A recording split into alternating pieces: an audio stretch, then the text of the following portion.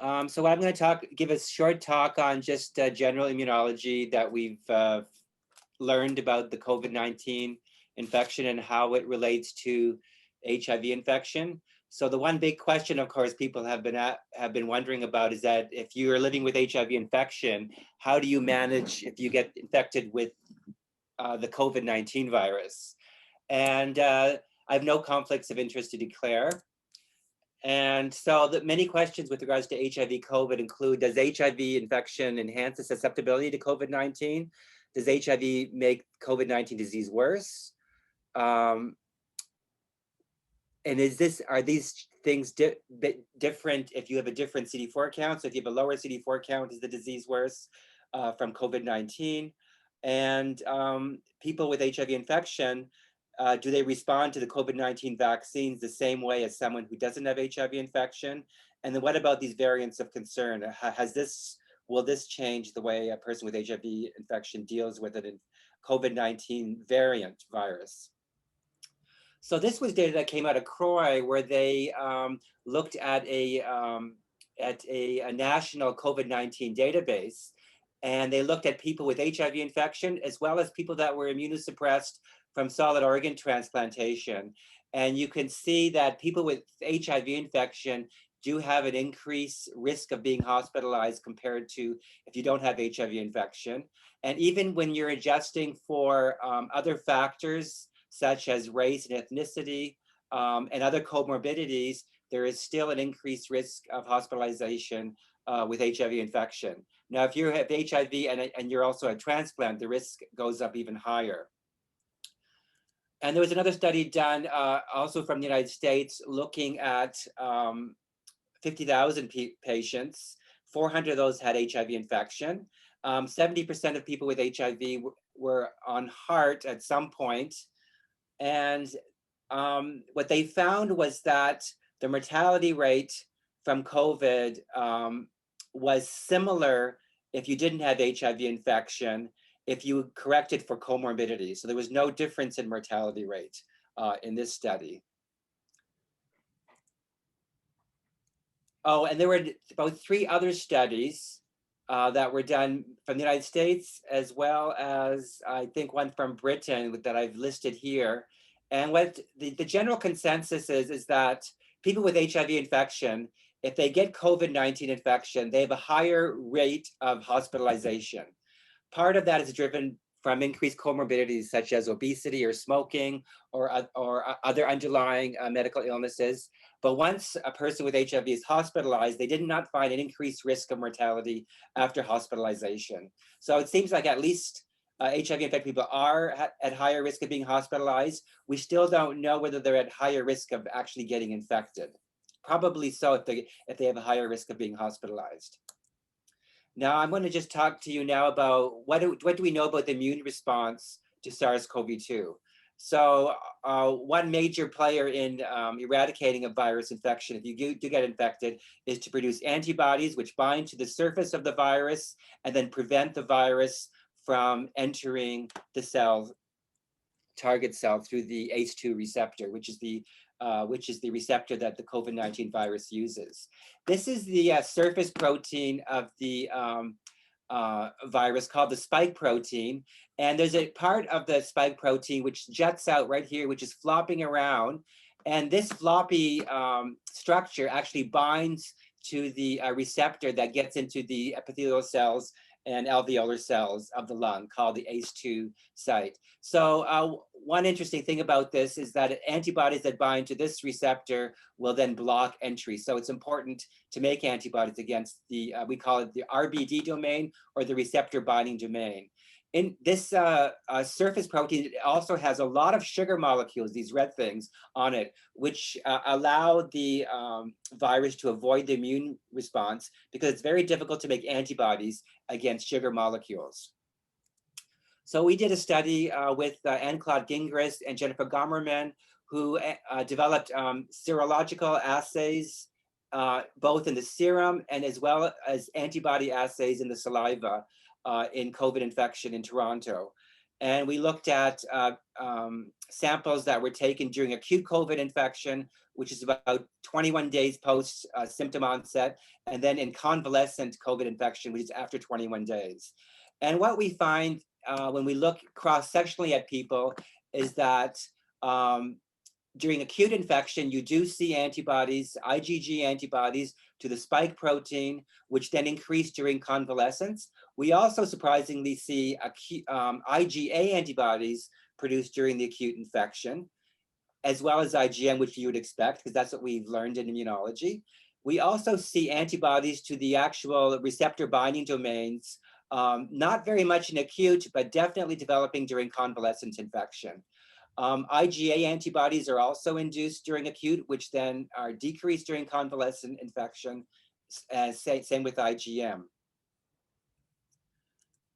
Now, if you look with time, so this again is cross-sectional data, but people are sampled up to 3 months after infection. What we see is that the IgG antibodies in the serum to the spike protein are quite stable after the infection, and they are maintained at high levels up to 4 months.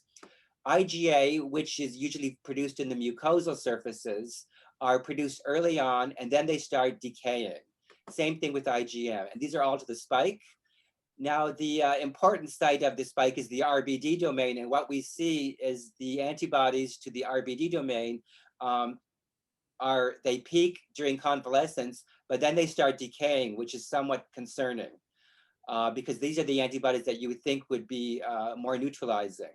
We also see IgA antibodies to the RBD domain and IgM, and again, these things seem to decay with time.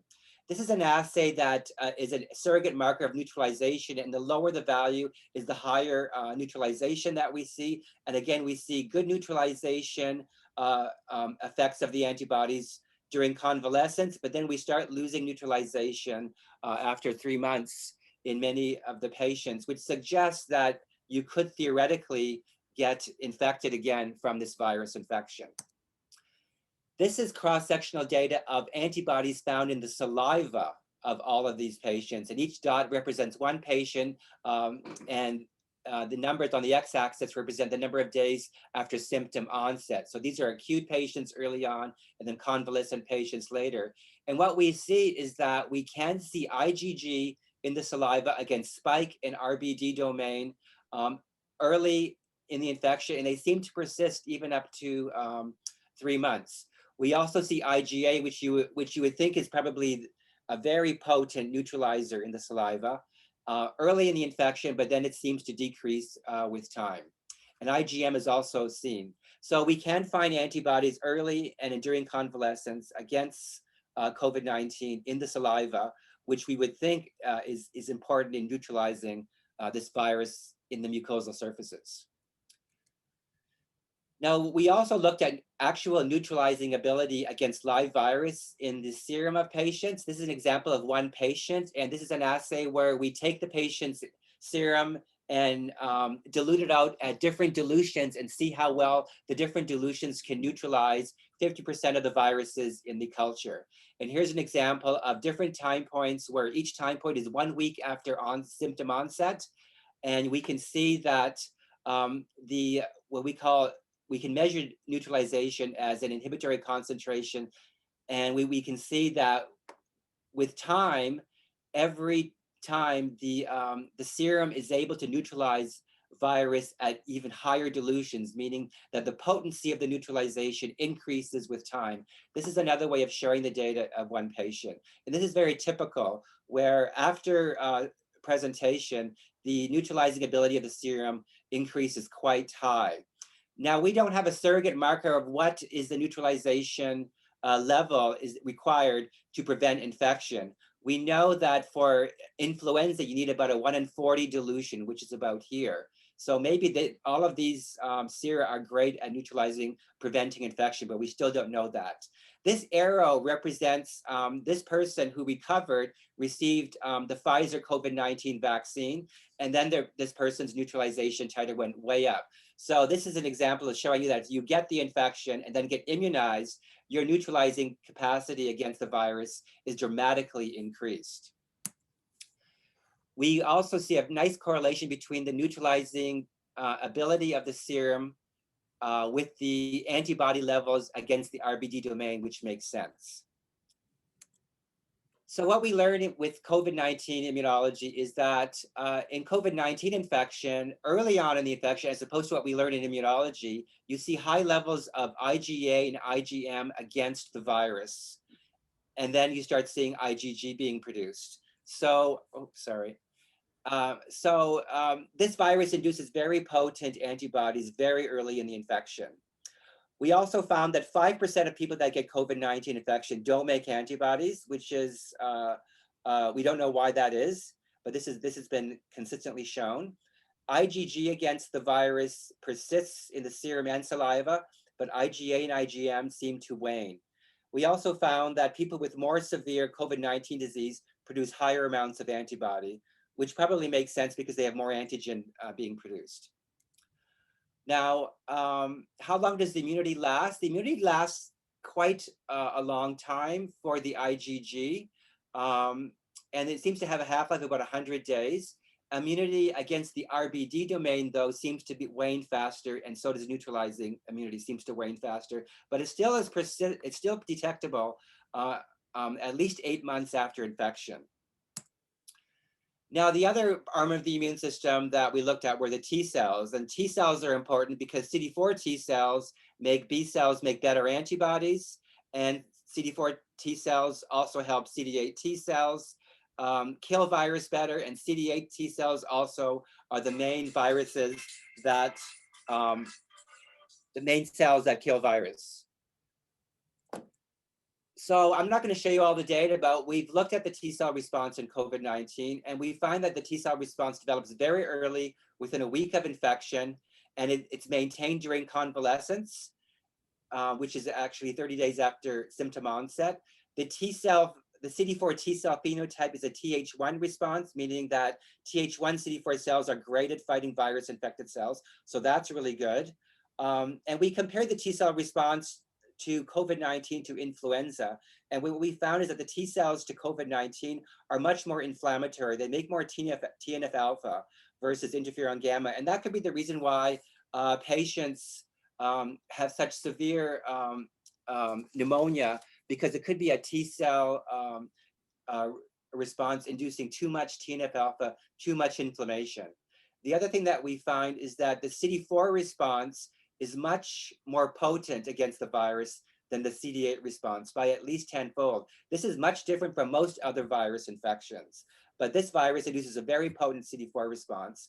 And this could be another reason why some patients run into so much trouble, because CD4s produce lots of cytokines like TNF alpha.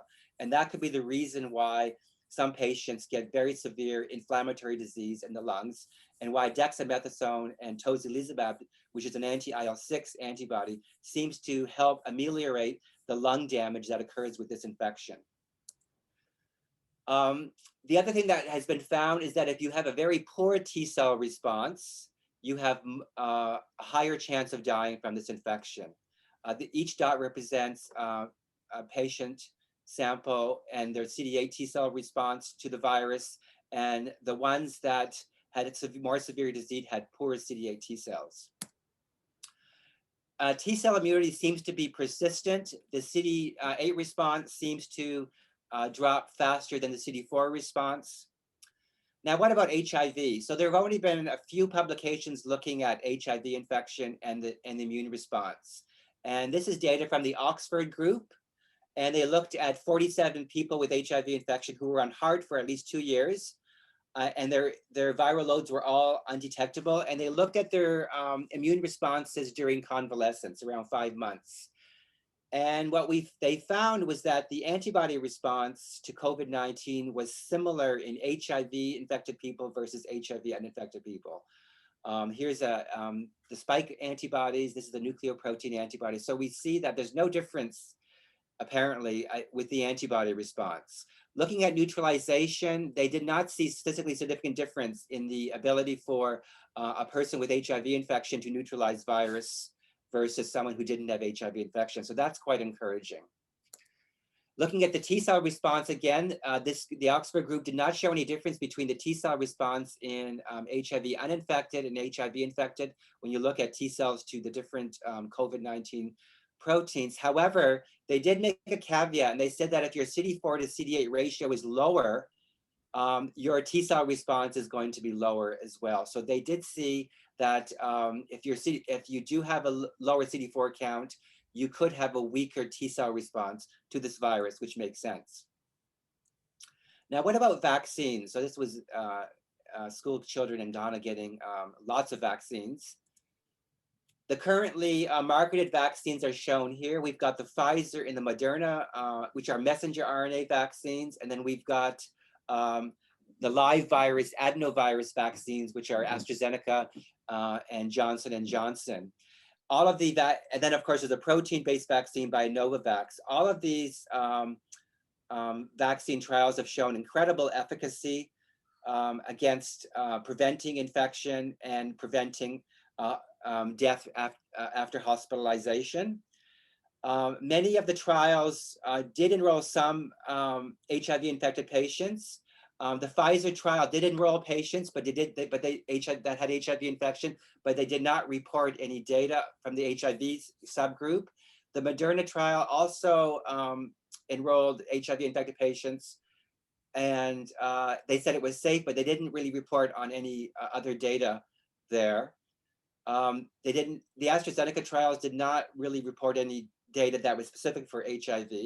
The Novavax trial that was done in South Africa, they found that if you had HIV infection, you only had 40% efficacy against with the vaccine against the South African B1351 strain compared to 60%. So there we're seeing a signal that if you have HIV infection, you might have less efficacy to the vaccine. So these questions still need to be addressed. So the controversies about the current vaccines are, is one vaccine enough, or do you need a booster shot? And when you get vaccinated, if you have had the infection, should you get vaccinated? These are other questions. Or is getting the infection enough? How far apart can a booster be given? This is again, a lot of debate. The manufacturers for the Pfizer and Moderna say the booster should be given at 3 weeks or 4 weeks, but in Canada, we're allowing 4 months. The AstraZeneca has been shown to show still good effect by up to 3 months, but they haven't tested 4 months. We don't know how good these vaccines work against the new variants of concern from South Africa, Brazil, and India. We still don't know what the correlate of protective immunity is when you get vaccinated. Do the vaccines stop transmission, and will we need yearly vaccines? So these are a lot of questions that are still being debated and looked at. I'm just going to show you some data from one trial showing your antibody response after the first vaccine and after the second vaccine. Clearly, when you get the second vaccine, your antibody response boosts much higher. And also, if you're older, your antibody response after one vaccination can be undetectable in half of the people. Now, what about neutralization? In this study, we found that if you were just vaccinated once, there is very neutralizing activity in the serum. After the second vaccination, we start seeing neutralizing activity in everyone less than 60 years old, but still 30% of people over the age of 80 did not have neutralizing activity after second vaccination. So these are caveats to think about. We know that that in HIV infection, we do see immunosenescence. Do HIV infected people, do their immune response look like this? We don't know yet. These are trials that need to be done. And I think I'm going to stop there. And these are all the people that were involved in some of the data that we produced.